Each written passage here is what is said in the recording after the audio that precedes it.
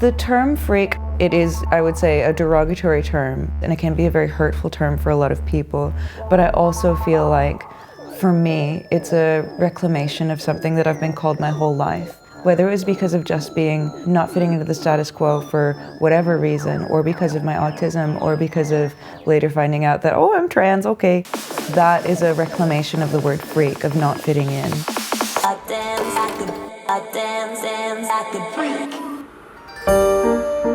The Venice Beach Freak Show was the only museum and live performance freak show, I think, in the US at the time. It was the only one left. I think it was the largest collection of two-headed turtles in the world. We had a couple two-headed snakes and a five-legged dog. Look up top at all the amazing performers. They're all live inside. There was also live performances done by the sword swallower, the electric lady, the human blockhead. I came to be involved with the freak show because I met the sword swallower. I think he thought I was a bit crazy at first, and I was just mentioning that, I'd really like a job, and he was like, oh, can you do anything weird? And I was like, no, but I have a snake.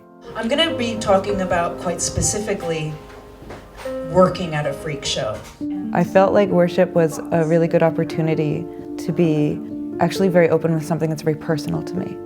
And as I was describing my experience there, I realized how traumatic it was.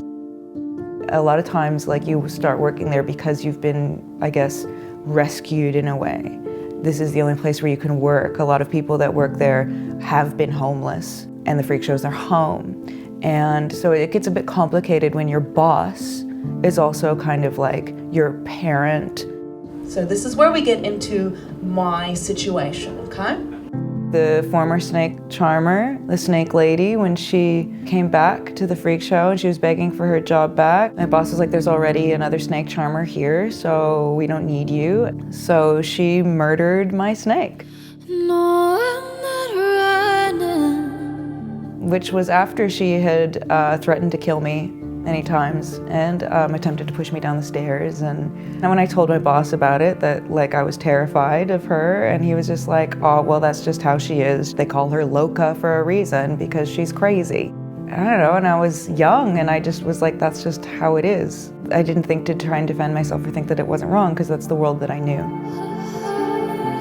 I wouldn't say it made me feel dispensable, because he just found another job for me to do. And even though, I was afraid, I knew that she wasn't going to try and hurt me anymore because she got her job back.